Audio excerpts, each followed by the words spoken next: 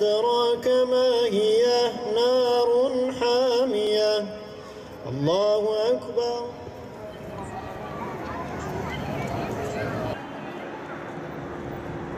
الله أكبر الله أكبر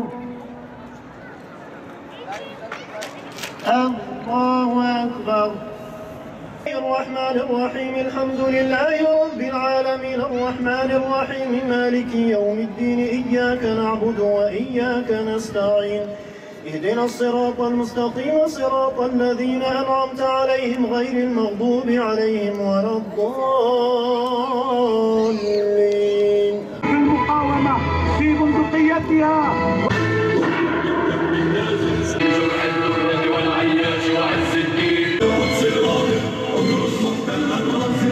Bugün Dünya Kudüs Günü. Mustadafların başta Siyonist işgalciler olmak üzere dünya müstekbirlerinin karanlık, acımasız yüzünü özgürlüğe haykırdığı gündür. Bugün ne Arapların, ne Türklerin, ne Farsların, ne de sadece Kürtlerin günüdür. Bugün ne Sünnilerin, ne Şiilerin günüdür. Bugün dünya Müslümanlarının Allah Tebarek ve Teala'nın ikramıyla bereketlenen Kudüs ile dayanışma ve onu sahiplenme günüdür. Dünya Kudüs Günü, Siyonistlerin 70 yıla yakın bir zamandır işgal ettikleri Kudüs'e sahip çıkmak ve bu işgalin son bulmasını sağlamak adına Özgür Kudüs davasının en gür sedayla sahiplenmek için sesimizi yükselttiğimiz gündür. Özgür Kudüs mücadelesinde elbette ki sadece bir günle gündeme getirilecek dava değildir. Bu dava tüm Müslümanların hayatının en önemli hedefi olmalıdır. Bilinmelidir ki Kudüs, Mescid-i Aksa özgür olmadan, Siyonist işgal sona ermeden İslam ümmetinin istikbali güvence altında değildir. İslam coğrafyasının bağrındaki gayrimeşru İsrail rejiminin varlığı devam ettikçe ne Türklerin, ne Kürtlerin, ne Arapların, ne Farsların sorunları son bulmayacaktır. Müslümanlar arasındaki uçurumlar büyüyecek, yaşanan iç savaşlar, kanlarımız akmaya, kadınlarımız dul, çocuklarımız yetim, İzzetimiz zilletin esareti altında kalmaya devam edecektir. Bilinmelidir ki hangi etnik kimliğe sahip olursak olsun, nerede bir Müslüman acı çekiyorsa, kanı akıyorsa, hürriyetinden mahrum kalıyorsa, bunun arkasında Siyonist, bunun arkasında sinsi Siyonist aklın projeleri vardır. Ehli kıblenin Rabbim bir tek Allah'tır diyenlerin tefrikalara hapsolması, Hazreti Muhammed sallallahu aleyhi ve selleme tabi olup da tevhid mücadelesi verenlerin aynı sofrada oturmaması, bir masada buluşmaması, necis Siyonist aklın ömrünü uzatacak, zulümlerine payidar kılacaktır. Siyonist İsrail'e zulümlerine direnmek imanı ve İslami bir vazifedir. Allah-u Teala mukaddes kıldığı toprakların Siyonistler tarafından işgalinin devam etmesi ahirete Allah'a hesap verilmeyecek bir kara lekedir. İslam toprakları necis postallarıyla çiğnenirken Müslümanların birbirleriyle çekişmesi, emperyalistlerin oluşturduğu gündemle meşgul olması, İslam düşmanlarının oluşturduğu fitne sahaları beslemelerini haramdır. Kurtuluşumuz hep birlikte Allah'ın ipine sımsıkı sarılmaktır. Bölük pörçük halimiz düşmanı cesaretlendirmekte, güçlendirmekte, bizleri de zayıf düşürmektedir. Resmen 14 Mayıs 1948'de başlayan Siyonist İsrail işgali yaklaşık 70 yıldır devam ediyor. Bu süreçte yüz binlerce Müslümanın kanının akıtıldığına tanık olduk. Kutsal Kudüs toprakları her farklı güne yeni bir katliamla uyandı. Deryasil, El-Halil, Cenin ve Gazze yüzlerce katliamdan sadece birkaçı. Nice alimler şehit edildi. Başta Gazze şehri olmak üzere Filistinliler ekmek, su ve ilaçtan bile mahrum bırakılacak derecede ağır bir ambargo altına alındı. 31 Mayıs 2010'da Gazze'ye uygulanan bu ağır ambargo ve ablukanın kırılması, açlık ve sefalet içinde hayatlarını sürdüren mazlum Filistin halkının yardımına koşmak amacıyla içinde birçok din, halk, meslek ve yaştan insanın bulunduğu mahrumiyetleri bir nebze giderecek yardım filosu uluslararası sularda Siyonistlerin saldırısına uğradı.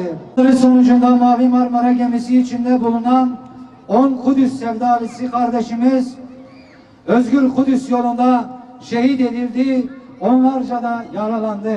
Gözleri önünde vahşi ve alçakça işlenen bu katliam, İsrail'in zorbalığını, tiniyetini, insanlık düşmanı, zalim Siyonist ruhunu bir kez daha teşkil etti.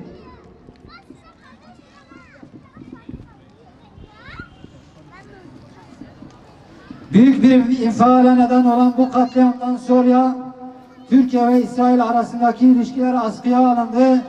Katliamdan sorumlu tutulan İsrailli kimi yetkililer aleyhine davalar açıldı. Hükümet bu olaydan sonra Siyonistler ile çok daha evvelden sonlandırması gereken ilişkileri kısmen de olsa sonlandırdı. Bu davalarla Siyonistler büyük bir hezimete uğrayıp dünya genelinde yoğun bir baskı altına alındı.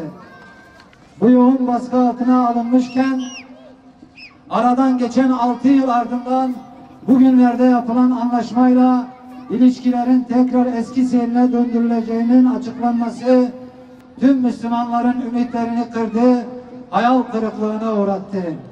Mavi Marmara'nın acısı yüreklerde hala tazeliğini korurken Türkiye ile İsrail arasında varılan anlaşmanın uzun vadede işgalci rejimin lehine olacağı maalesef görülecektir. Gazze'ye uygulanan ambargo kısmen hafifletilmesi, ablukanın ise devam edecek olması bir kazanım değildir. Aksine ablukayı meşrulaştırmadır. Oysa ki Müslümanlar bugüne kadar İsrail'e karşı takınılan tavırdan Filistin halkının ve özellikle de ambargo altındaki Gazze'li Müslümanların maslahatına bir netice beklemekteydi. Müslüman halkların tüm İslam ülkelerinin yöneticilerinden beklentisi işgalci İsrail'e olan tüm ilişkilerini, anlaşmalarını iptal etmesidir. Meşru olmayan rejimle ve üstelik bu rejim terör faaliyetleri güdüyorken yeni anlaşmalar yapmanın anlaşılabilir bir tarafı yoktur. Uluslararası dengeler gözetilirken ulusal çıkarlar değil, İslam ümmetinin istikbali düşünülerek daha basiretli adımlar atılmalıdır. İslam ülkelerinin birbirlerine karşı göstermedikleri esneklikleri, ulusal çıkarlardan vermedikleri ödünleri emperyalistlere karşı sunmaları akıl ve izan ile tarif edilemez. Dolayısıyla hiçbir baskıdan çekinmeden, tavizler verilmeden cesur politikalar üretilmelidir. Allahu Ekber! Allahu Ekber! Allahu Ekber! Kahrolsun İsrail!